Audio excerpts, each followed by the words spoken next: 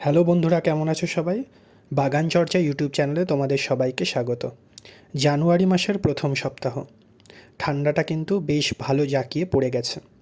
সারা বছর যারা বলো যে আমাদের ছাদ বাগানের লেবু গাছে ভালো ফুল আসছে না, কিংবা ফুল থেকে ফল হচ্ছে না, তাদের কিন্তু এই সময়টাই হচ্ছে আসল সময়। যেই সময় তোমরা যদি লেবু গাছের ঠিক পরিচর্যা করে নিতে পারো, তাহলে শীতের পরে, অর্থাৎ মার্চ মাসের প্রথম দিকে কিংবা ফেব্রুয়ারি মাসের শেষের দিকে কিন্তু লেবু গাছে ঝাঁকিয়ে ফুল আসবে। তারই ইম্পর্টেন্ট কিছু টিপস বা কী করে পরিচর্যা করবে এই ভিডিওতে আলোচনা করছি। প্রথমেই বন্ধুরা, ভিডিওতে দেখতে পাচ্ছ এই ডালগুলো ঠিক কতটুকু ছেড়ে কাটলে ভালো হয় সেটার একটা আমি আইডিয়া দেওয়ার চেষ্টা করেছি। এটাই হচ্ছে সময় লেবু গাছের একেবারে আগার ডালগুলো যতটা পারা যায় প্রুনিং করে দিতে হবে।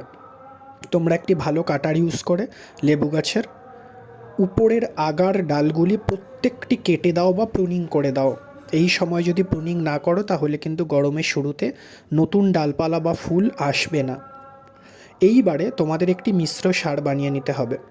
বিভিন্ন নার্সারি কিংবা সারের দোকানে মিশ্র সার কিনতে পাওয়া যায়।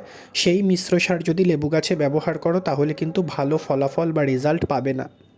ভালো ফলাফল বা রেজাল্ট পেতে হলে কিন্তু তোমাদেরকে মিশ্র সার বাড়িতে তৈরি করে নিতে হবে, বেশ কিছু আলাদা আলাদা সার একসঙ্গে মিশিয়ে নিয়ে। তার মধ্যে প্রথমেই আসছে হাড়ের গুঁড়ো। হাড়ের গুঁড়ো তোমরা যে কোনো সারের দোকানে কিনতে পারবে। হাড়ের গুঁড়ো দু রকম হয়, একটি যেটি ভিডিওতে দেখানো হচ্ছে, আরেকটু ফাইন ধরনের হয়, দামটা একটু বেশি হয়। দুটির মধ্যে যে কোনো হাড়ের গুঁড়ো তোমরা নিতে পারো।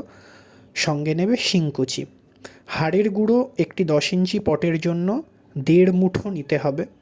শিংকুচি একটি 10 ইঞ্চি পটের জন্য 1 মুঠো পরিমাণ নিতে হবে। এরপরে রয়েছে নিমখোল। নিমখোলও যে কোনো সারের দোকানে কিনতে পাবে। নিমখোল তোমরা নিয়ে নেবে আধা মুঠো মতন। তাহলে হলো হাড়ের গুঁড়ো, শিংকুচি, নিমখোল, এই তিনটে কিন্তু মেন উপাদান। সঙ্গে দিতে হবে মাইক্রোনিউট্রিয়েন্টের দানা। আজকাল যে কোনো সার কিংবা নার্সারি শপে কিন্তু মাইক্রোনিউট্রিয়েন্ট দানা আকারেও পাওয়া যায়। অনেকেই মাইক্রোনিউট্রিয়েন্ট লিকুইড ব্যবহার করেন, কিন্তু এই মিশ্র সার যখন প্রয়োগ করবে তখন কিন্তু দানা আকারেই তোমাদেরকে গাছে প্রয়োগ করতে হবে। মাইক্রোনিউট্রিয়েন্টের 1 টেবিল স্পুন তোমাদের নিতে হবে, অর্থাৎ 15 থেকে 20টি দানার মতন নিতে হবে। সঙ্গে দিতে হবে super phosphate, 1 table spoon super phosphate তোমাদের ইউজ করতে হবে।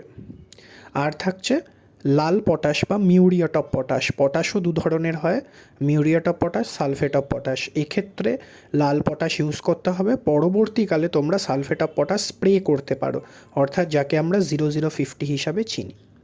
এখন লাল পটাশ ইউজ করতে হবে। লাল পটাশে কিন্তু মোটামুটি 1.5 টেবিল স্পুন মতন লাল পটাশ তোমাদের মিশোতে হবে। এই যে কটি উপাদান তোমাদেরকে বললাম, সেই উপাদানগুলি একটি জায়গায় ভালো করে মিশিয়ে নিয়ে তার মধ্যে একটু জলের ছিটে মেরে 3টে দিন কোনো একটি কন্টেনারের মধ্যে রেখে দাও। 3 দিন কন্টেনারের মধ্যে রাখার পর তারপরে লেবু গাছের ডাল প্রুনিং করার পরে মাটি ভালো করে গোল করে একেবারে ধার থেকে নিড়িয়ে নিতে হবে। আবার বলি, মাটি গোল করে ধার থেকে নিড়িয়ে নিতে হবে। একেবারে সেন্টার পজিশনে এই সার দেবে না, সাইড দিয়ে গোল করে ধার থেকে নিড়িয়ে নিতে হবে। ভিডিওতেও আমি অবশ্যই দেখিয়ে দেব, ঠিক ওরকমভাবেই দেখানো মতনই তোমাদের ধার থেকে ভালো করে মাটি নিড়িয়ে নিয়ে এই সার কিন্তু প্রয়োগ করতে হবে। এই সার প্রয়োগ করার পর অন্তত 15 দিনের মধ্যে আর কোনো সার কিন্তু ব্যবহার করা বা প্রয়োগ করা যাবে না, এবং প্রয়োগ করার পরে ভালো করে জল দিতে হবে। সার প্রয়োগ করার সময় ঠিক যেই সময় তোমরা অন্যান্য সার প্রয়োগ করো, অর্থাৎ একদম ভোরের বেলায় কিংবা সন্ধ্যাবেলায় এই সার তোমরা প্রয়োগ করতে পারো। আমি পরিমাণ সমস্তটাই 10 ইঞ্চি টবের হিসেবে বললাম। তোমাদের টব যেরকম বড় হবে সেই অনুযায়ী তোমরা সারের পরিমাণটাও বাড়িয়ে নিতে পারো। এই সার যদি তোমরা এই শীতের সময় দিতে পারো, লেবু গাছ ডরমেন্সিতে যাবে, পাতা হলুদ হয়ে পড়ে যাবে, কিন্তু এর থেকে কিন্তু পুষ্টিগুণ আগামী দিনে গাছ পেয়ে যাবে। এরপরে যখন গরমের দিকে অর্থাৎ ফেব্রুয়ারির শেষ কিংবা মার্চের শুরুর দিকে যখন এই শীতকাল চলে যাবে তখন কিন্তু প্রচুর পরিমাণে নতুন শাখা প্রশাখা পাতা এবং ফুল আসবে।